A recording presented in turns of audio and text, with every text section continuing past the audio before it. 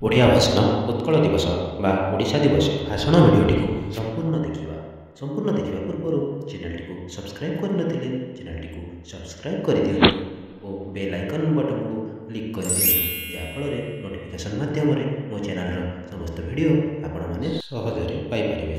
वीडियोटी को संपूर्ण देखा।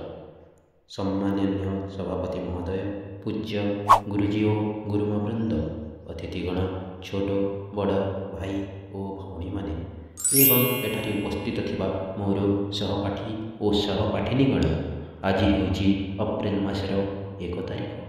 आज आमे 88तम उत्कल दिवस पालन करुछंती। आज रही सभारे मते किछि कहिबा पाई सुजोग मिलिथिबारु मु निजको भाग्यवान बोली माने करुछि। ओडिशार एक महान दिवस हेउछि उत्कल दिवस।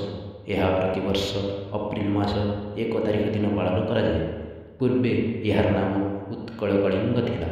एही दिनटी समस्त ओडियांक पाई एक गर्व और गौरवर दिन।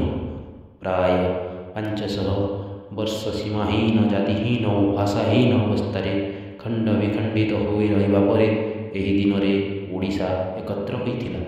एकदा निजर कला संस्कृति भाषा साहित्य वाणिज्य व्यवसाय और सामाजिक सामरिक परंपरा यही राज्य विशेष भाव परिचित थिला।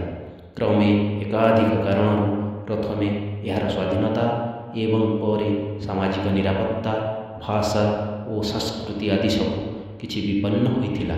यार भौगोलिक सीमा संकोच पर अण ओडिया माने तत्कालीन ब्रिटिश सरकार प्रभावित करी यहाँ खंड खंड कर बांटी ने उद्यम करथिले। एपरिकी केतेक वंग्य प्रकाश्य ओडिया एक स्वतंत्र भाषा की जाति नुहे, एणु यह स्वतंत्र प्रदेश मान्यता न दे बांग्ला भाषा भाषी अंचल में मिसाई देवाई मत देथिले। सेमानंक षड्यंत्र विरोध में उत्कल गौरव मधुसूदन दास, उत्कलमणि गोपबंधु दास महाराज, श्रीरामचंद्र भंजदेव, व्यास कवि फकीरमोहन सेनापति, पंडित नीलकंठ दास, कविवर राधानाथ राय, महाराज कृष्णचंद्र गजपति देव, स्वभाव कविगम गंगाधर मेहर, विचित्रानंद दास, कर्मवीर गौरी शंकर राय और हरिहर मर्दराज देव आदि नेतृत्व में प्रतिवाद स्वर तीव्र होता। शेष पराधीनता श्रृंखल मुक्त होइथिलु आमे एवं जन्म नेइथिला स्वतंत्र ओडिशा। फल 1936 मसीहा अप्रैल मास 1 तारिख दिन ओडिशा एक स्वतंत्र प्रदेश रे परिणत है। यही दिवसटी उत्कल दिवस कहुए। यही दिवस को आम ओडिशा दिवस मध्य कहू। अनेक कवि और लेखक निज लेखनी मुनरे ओडिया भाषार महत्व संपर्क में लेखालेखि कले। यही दिन विभिन्न विद्यालय महाविद्यालय सरकारी संस्था मानकर यही उत्सव आडंबर सहकारे पालित हुए। आमर जातीय उत्सव उत्कल दिवस यार स्वाधीनता को अक्षुण्ण रखापी आम समस्ते चेष्टित हवा उचित। आमर आत्मसमीक्षार दिवस।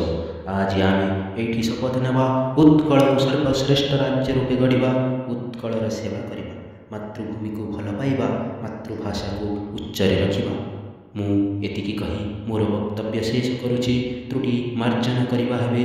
वंदे उत्कल जननी, जय ओडिशा। आशा करुछि वीडियोटी भल लगी एवं उत्कल दिवस भाषण प्रतियोगितार भाग नापी तुम मानू यही भाषणटी सहायक हम। वीडियोटी को छोटिया लाइक कर दिंतु और शेयर निश्चित भाव करूँ, कमेंट करूँ, सब्सक्राइब करने को भूलु नहीं। Thank you.